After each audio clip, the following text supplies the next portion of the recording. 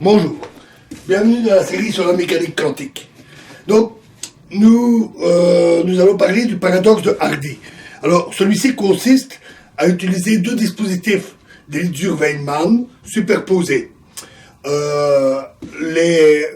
la petite histoire, signalons d'ailleurs qu'un dispositif de type Elliott-Feynman s'appelle en fait un interféromètre de Mach-Zehnder. Donc, ici, on a deux dispositifs EV, Elliott-Feynman, un qui utilise des électrons et l'autre qui utilise des positrons. Alors, positrons sont des électrons de charge positive, c'est des anti-électrons, et lorsqu'ils se rencontrent, ils s'annihilent pour former deux photons. Le dispositif est comme ceci. On a donc une source de positrons qui va vers un miroir semi-transparent, avec un miroir ici, un autre miroir ici, et un miroir semi-transparent ici, avec des détecteurs D+, et C+. C'est un dispositif de Elliott-Feynman traditionnel. D'habitude, on met un objet dans cette branche-ci. Alors ici, on va mettre un deuxième appareil, une source d'électrons, vers un miroir semi-transparent,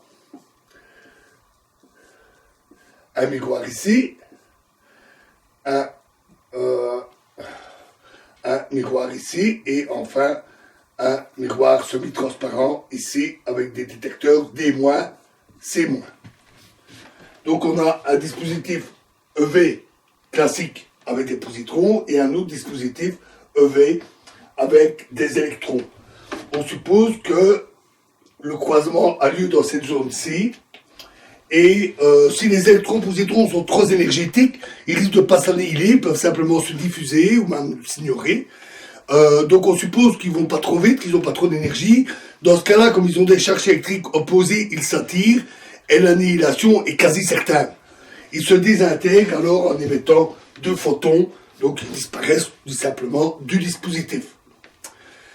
Si on a un appareil EV seul, par exemple seulement celui des positrons, nous avons vu dans ce cas-là que les interférences dues au passage dans les deux branches conduisent à une détection uniquement par le détecteur C+. De même, si on n'avait que les électrons, la détection se ferait par le détecteur C-. Lorsque l'électron et le positron s'annihilent, c'est un peu comme si l'électron était absorbé, ou le positron était absorbé par la présence d'un objet. Donc, le croisement, avec son annihilation, fait office d'objet qui interdit le passage par cette branche-là, dans le même style que Elliott-Feynman. Dans ce cas-là, une détection par D- ou par D+ est possible. Effectivement, dans ce cas-là, on peut avoir une détection simultanée D+, D-. L'électron arrive ici, le positron arrive là. Et c'est là que, quand on essaie de comprendre, on va dire intuitivement, qu'on arrive à un paradoxe. Parce que si on détecte l'électron dans le D-, ça veut dire que quelque chose bloquait son passage, et donc que le positron est passé par là. Mais si on dit le positron a été détecté en D+, alors, même raisonnement, l'électron a dû passer par là pour faire obstacle, donc l'électron a dû passer par cette branche-là. Oui, mais si l'électron et le positron passent tous les deux par ces branches-là, ils s'annihilent, et alors on n'a plus rien. D'où le paradoxe. En fait, ce raisonnement est contrefactuel, parce qu'on n'a pas réellement mesuré par où passaient les électrons et les positrons, et on n'a pas détecté l'annihilation, puisque les particules sont arrivées en D+, et D-. Alors, pour voir cela, on peut mettre un détecteur D, ici, qui détecte simplement le passage de l'électron. Il dit si l'électron est passé par là ou pas.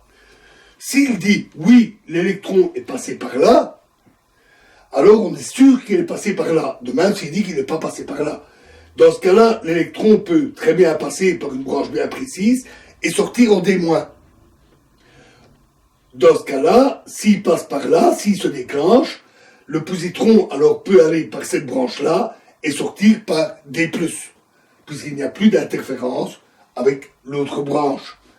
Et donc, on peut avoir déclenchement simultané si on sait que l'électron est bien passé par là, ou l'équivalent avec le positron. Et donc, dans ce cas-là, il n'y a plus de paradoxe.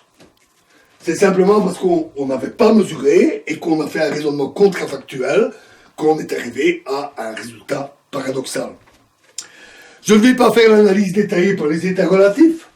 Oh, c'est analogue à Elizour-Feynman. C'est deux dispositifs d'Elizour-Feynman, ça s'analyse exactement de la même manière. C'est un peu plus compliqué parce qu'on a deux appareils. Pas beaucoup plus compliqué. En tout cas, c'est beaucoup moins compliqué que d'analyser en détail l'expérience de Marlan Scully. L'important, c'est que on peut le faire, je vais donner le résultat qui est évident, mais c'est vrai que c'est troublant. C'est plus troublant que l'expérience d'Elizour-Feynman seul, parce que dans Elizour-Feynman, la conclusion c'est un objet aurait pu bloquer le photon ou l'électron, et donc on le détecte dans le détecteur D. Tandis qu'ici, c'est carrément, il y aurait pu y avoir un obstacle qui aurait pu bloquer l'électron et le positron et donc leur permet leur détection des -D+. Donc ça paraît encore plus étrange. Mais ce qu'on obtient simplement dans les états relatifs, c'est qu'on a un état avec détection en D+, D-, plus d'autres états avec détection avec les C, plus une annihilation. Donc, tous les états se retrouvent, y compris l'annihilation, et quand on observe ceci, l'observateur est corrélé avec l'état, et ce n'est que parce qu'il n'a pas connaissance de l'état complet qu'il ne peut pas se rendre compte qu'il y a une composante d'annihilation. Ce n'est donc pas plus problématique. Mais cette expérience est bien pensée. C'est une expérience assez étonnante. Voilà. Alors nous en avons fini avec toutes ces expériences qui tentent de mettre en défaut la mécanique quantique ou de mettre à l'épreuve ses interprétations. Il nous reste un dernier point à examiner en profondeur. Ça nous prendra quelques vidéos. Nous avons tout en main maintenant pour le faire. C'est pour discuter du passage du quantique au classique. C'est-à-dire comment expliquer le monde classique dans lequel on vit si ces lois fondamentales sont purement quantiques. Je vous remercie.